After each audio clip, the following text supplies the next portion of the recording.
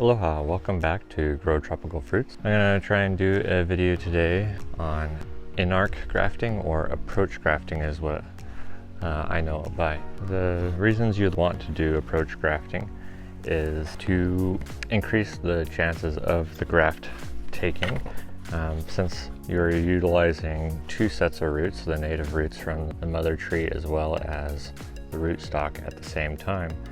It allows for minimal amount of stress and a greater chance of success. Near 100% success rate if you pay close attention to what you're doing at the time of doing it. I guess maybe if there was a freeze or some sort of environmental issue that could lead to it. Wind is another big reason why you might have a failure, since they do require needing to be mated together for a while for them to be successful. If you have a big wind come through and you don't have your rootstock as well as your mother tree branch secured to like a dowel or some sort of support, then the wind can cause the two pieces to like saw against each other, flex, and make them separate. So how we do approach grafting is essentially you pick your mother plant, which is this branch here that I'm going to try and graft onto this Sabara rootstock. So instead of cutting this off and then splitting this and grafting it directly, we're just going to fillet the edge of this branch and fillet the edge of this rootstock, and then join them together, match up the cambium layers and the layers inside, and then tape them together. And then after a while has passed, I would say 8 weeks, 2 months probably, then you can remove the top of the rootstock as well as the mother tree and separate them, and then they can be one plant. I'll go into a little bit more detail as I go, but first let's kind of see how I have this set up. I have this seedling plug hooked onto a metal, or like some sort of pole, and I have it duct taped to that pole and then stabbed into the soil of the mother tree. And then right now this is not very secure, but it's because I'm gonna need to be able to move it around and do my cuts. After I get it taped to this, then I will secure it further by putting like a dowel in the soil with it and taping it all together along with the union. So this spot between this lower branch and then this Y branch is where I'm gonna try and mate it up to this branch here. So first I'm going to take my sanitized floral knife or grafting knife, which is just one-sided. So I'm kind of taking a look at where this is going to match up, and it's kind of right where this kink is and a little bit further down. But first I'm going to fillet the mother tree, the branch that I want to graft onto. So I'm just going to do a shallow 15 to 20% cut deep. Try not to cut too deep, just fillet the edge. You can see that that's how much I cut. Now I'm going to try and match it up with this one here. And in order to do so, I'm going to have to twist this towards me and make sure I have the right spot where they're going to match up nicely. So right here is roughly where it wants to match up. We're just going to kind of match the cut we did on the mother tree. Okay, slice a little bit more off.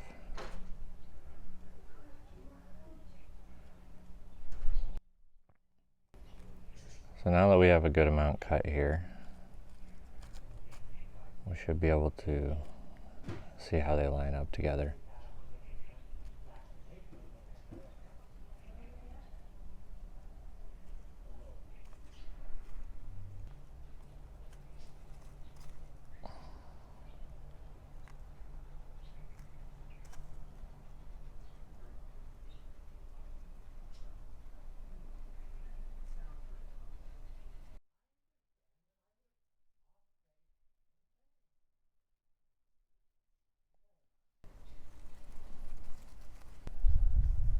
Unfortunately, this branch here is really interfering with me, so I probably needed to do it on the side and not underneath that branch. But I don't want to cut that branch off because I'm about to take its branches off above it. We're going to just try and do it right there anyway.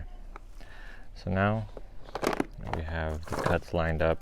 I'm going to take a piece of buddy tape or you can use parafilm or plastic, just anything that you can wrap the union together with. So when you get them kind of where you want them, start wrapping and stretching from the bottom. And then as you go up, you can line them up better, since it's really hard to kind of do this with just two hands when you're dealing with so many factors with the trees wanting to move around and not line up.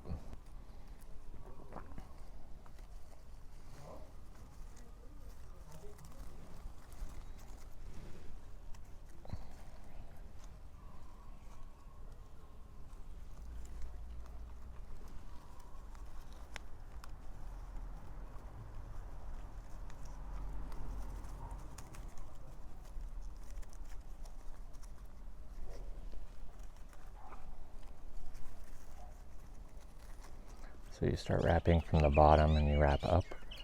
This is to overlap the previous pass, and then after you keep doing that all the way up, it locks the water from coming in, kind of like shingles on a roof. So I ripped the tape again, so I'm just getting it back to a point where I can wrap it again. Throw another fat layer on. Okay.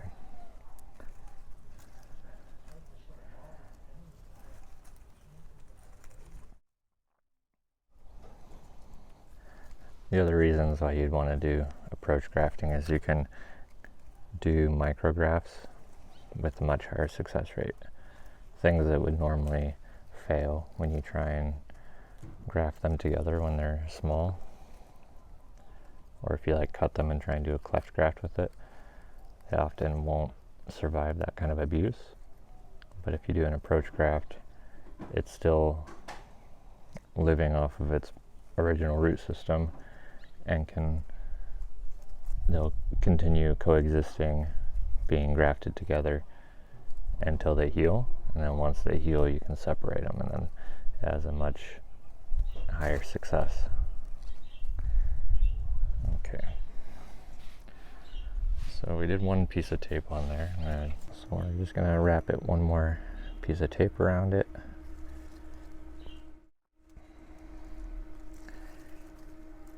Just to bring them even tighter together.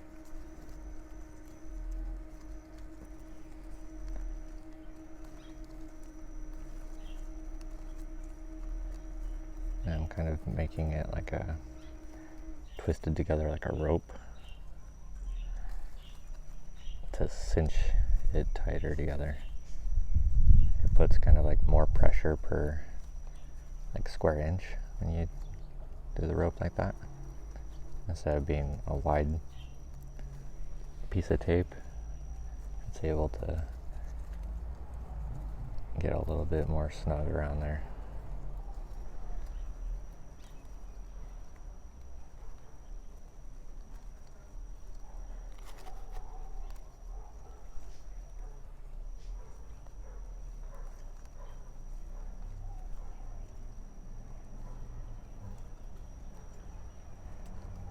And to be honest, the size of the branch that I'm using could have probably been easily grafted over instead of doing approach graft. I just wanted to try and do an example of one that I could do an approach graft on, of a tree that's not just super basic, but something that's a little bit more rare. Two of them are now firmly joined together. Here's the Sabara canopy. Here's the Anomaly seedling canopy. Now that that's done, I will do another one. Yeah, I'll just graft this Y. So just below that is where I'll throw the graft union, and it's gonna made up with there. So let's get our knife.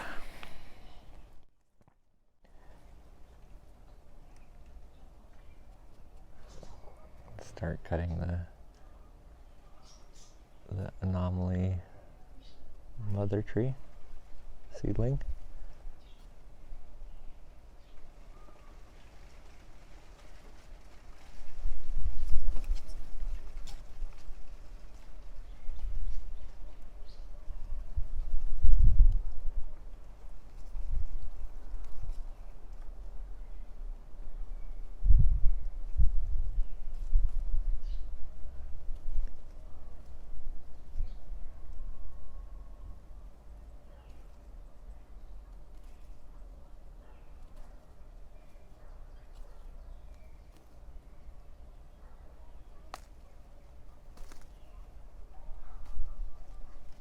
Okay, that should be enough cut off of there.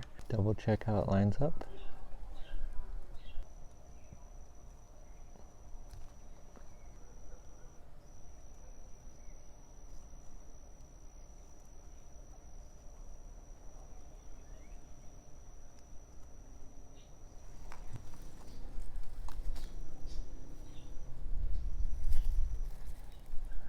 Okay, it looks like they should line up all right.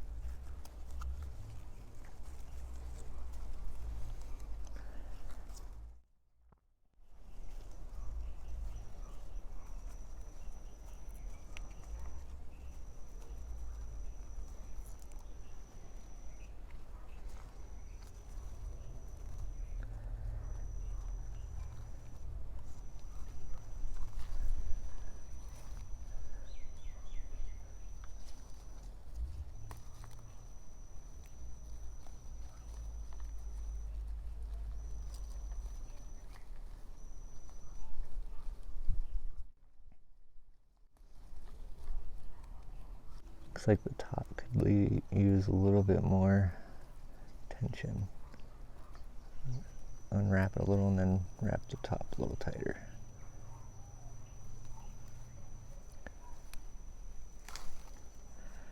So it actually pulled the seedling out of the container a little bit, so I'm gonna have to try and slide up the stake, and I do need to reinforce this one badly now. After a month, I can cut the Sabara off. After 2 months, I will cut a third of this thickness deep of mother tree below the union. And then another week after that, another third. And then another week after that, all the way off. So I can show you an example of one that I did already. Here's one on this Zona de Mata.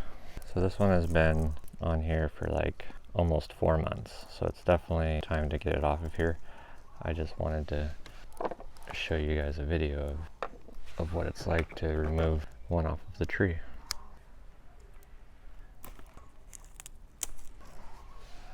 So I'll remove the supports.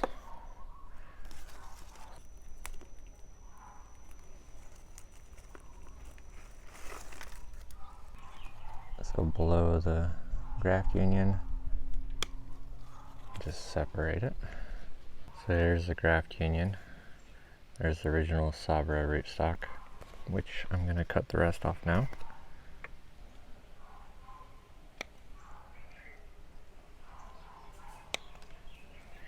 That's now approach grafted Zona de Mata, Aureana, Jabuticaba. So stick that off to the side. I'm going to keep it kind of in the shade to keep it from getting stressed.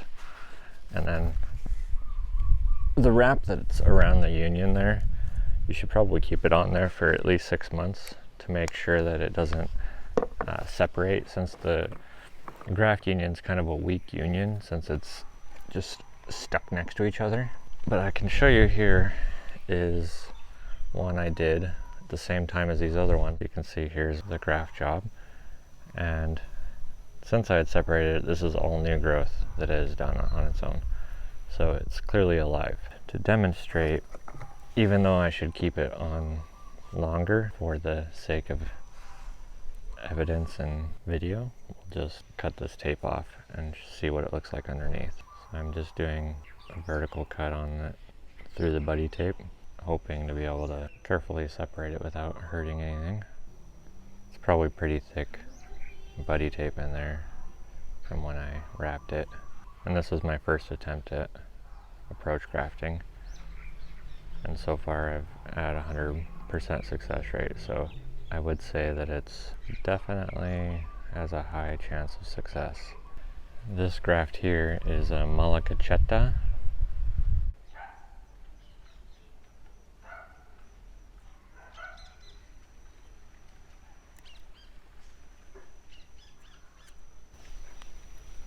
Okay, there we go. Yeah, that was on there pretty thick, so probably a good idea to separate it. So that's a graft union.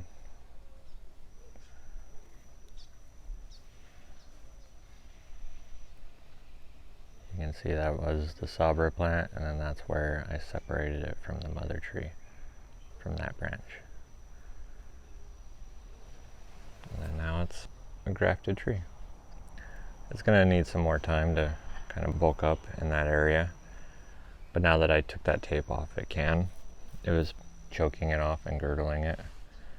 So even though I said leave it on there for maybe 6 months, maybe take it off and then just rewrap it lightly, or maybe tape a splint from here down to there, and then that might be good enough.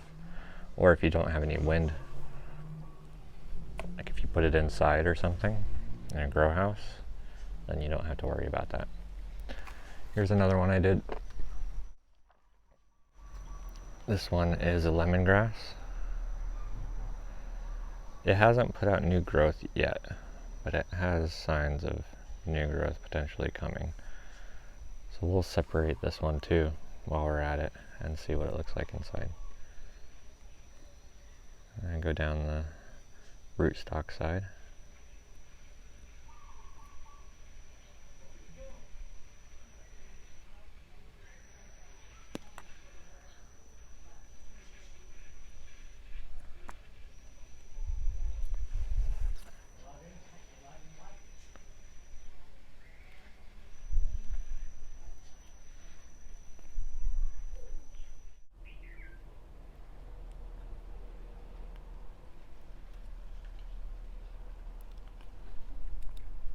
I'm trying to be extra careful here because I don't want these guys to die.